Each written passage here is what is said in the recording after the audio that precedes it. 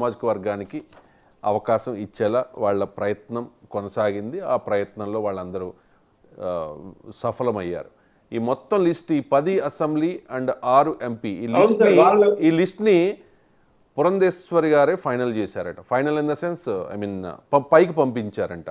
దాన్ని అధిష్టానం ఓకే చేసింది. అధిష్టానం ఓకే చేయించడంలో ఒక వ్యక్తి కీలకంగా ఆయన పనిచేశారు. దానివల్లే ఇప్పుడు కాపులకు సీట్లు రాలేదు అనేది ప్రచారం జరుగుతుంది. ఒక్క నిమిషం తిరుమలరావు గారు, మళ్ళీ మీతో మాట్లాడతా. అయ్యప్ప దగ్గర చాలా ఇన్ఫర్మేషన్ ఉంది, ఆయన దగ్గర కూడా నేను కొంచెం ఇన్ఫర్మేషన్ తీసుకున్నాను. సో రైట్, అయ్యప్ప ఏంటి ఈ లిస్ట్ చూసిన తర్వాత మీకు ఏమనిపించింది? అసలు కాపులు బలమైన సామాజిక వర్గం, అసలు మీ ఓట్లు లేకపోతే అసలు ఎవరు గెలిచేదే లేదని చెప్తూ ఉంటారు. నాయకులే ప్రసన్నం చేసుకోవడానికి సిద్ధమవుతూ ఉంటారు. ఇప్పుడు జగన్మోహన్ రెడ్డి కొంతమందిని మీ కాపులకు అది చేసాం ఇది చేసామని చెప్పుకుంటూ ఉన్నారు. కాపు నాయకుల్ని కూడా తమ వైపు తిప్పుకుంటూ ఉన్నారు.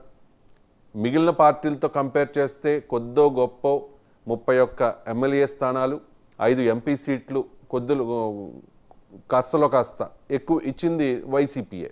అది గణాంకాలు చూస్తే, గణాంకాలు చెప్తున్నాను, వాస్తవాలు చెప్తూ ఉన్నా. సో ఎవరికి వాళ్ళు అట్రాక్ట్ చేసుకోవడానికి చూస్తున్న తరుణంలో భారతీయ జనతా పార్టీ అనూహ్యంగా కూటమిలో ఎక్కువ సీట్లు, అంటే వాళ్ళ బలం కంటే ఎక్కువ సీట్లు, 2019లో 100 కంటే తక్కువ కదా. ఎవరిని అడిగినా చెప్తారు, ఇది ఓపెన్గా చెప్పుకోవాలి, కొన్ని మాట్లాడుకోవాలి మనం. ఖచ్చితంగా బలానికంటే ఎక్కువ సీట్లే వచ్చాయి. మొత్తం లిస్టులో ఒక్క కాపు కూడా లేడు. అసలు ఏం జరిగింది? మీ అంచనా ఏంటి చెప్పండి అయ్యప్ప గారు. అంటే ఇప్పుడు ఎప్పుడైతే పురంధేశ్వరి గారు ఈ బీజేపీ సారథ్య బాధ్యతలు వహించారో ఆనాటి నుంచి పరిణామాలన్నీ కూడా అన్ని వర్గాలకి, అటు బీసీలకి, కాపులకి, ఆర్యవైశ్య బ్రాహ్మణులకి కూడా దూరం అవుతూ వచ్చాయండి. సో ఒక కాపు అనే పదం కంటే కూడా ఇక్కడ బ్రాహ్మణులకు కూడా అన్యాయం జరిగింది, ఆర్యవైశ్య బ్రాహ్మణులకి. ఇప్పుడు పరిపూర్ణానంద స్వామి వారికి కూడా టికెట్ ఇస్తారు బీజేపీలో, ఆయన ఢిల్లీ పెద్దలను కలవటం, లాస్ట్ మూమెంట్ లో ఆయన టికెట్ లేకపోవడం, అలాగే జీవీఎల్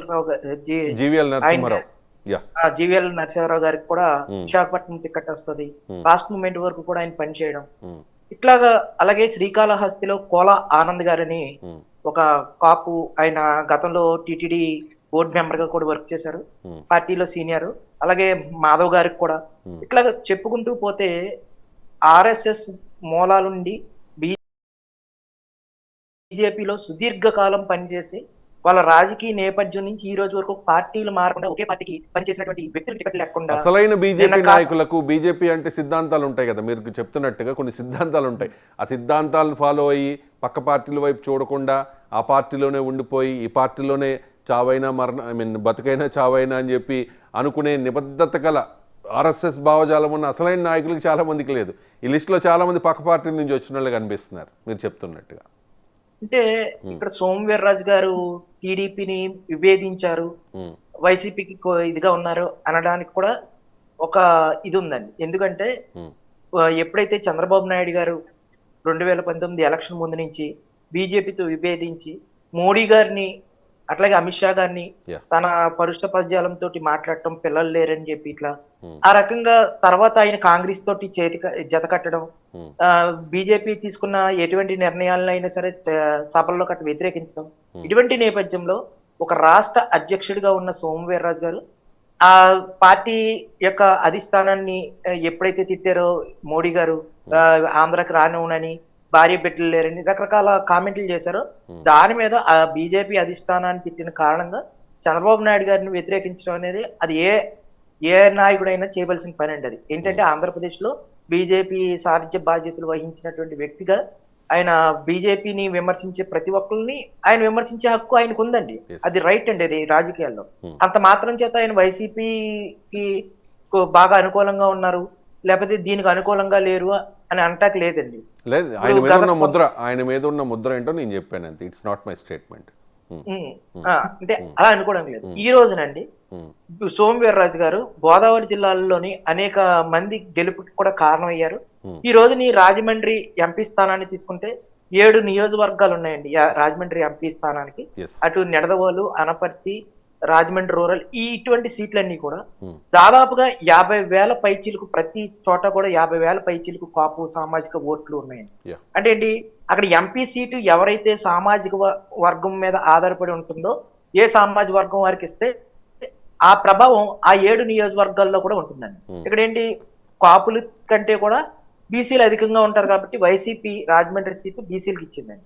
మరి ఇక్కడ రెండో ప్రత్యామ్నాయం అయితే బీసీలకైనా ఇవ్వచ్చు, లేదు అంటే కాపులకైనా ఇవ్వాలండి. కాపుల మీద ఆధారపడినటువంటి 7 నియోజకవర్గాల్లో అది సొంత నియోజకవర్గం, 2 పర్యాయాలు రాష్ట్ర అధ్యక్షులుగా పనిచేసినటువంటి సోమవీర్రాజు గారికి టికెట్ లేదు అంటే ఏ కారణం చేత, అంటే బీజేపీలో ఏం జరుగుతుంది, అదే కాకుండా జీవీఎల్ నరసింహారావు గారు కానీ, కోలా ఆనంద్ గారికి కానీ, పరిపూర్ణానంద స్వామి గారు కానీ, ఇట్లా మనం చెప్పుకుంటూ పోతే బీసీలకు కూడా టికెట్లు కానీ ఆర్యవైసీలు టికెట్లు కొని ఇవ్వలేనటువంటి పరిస్థితి.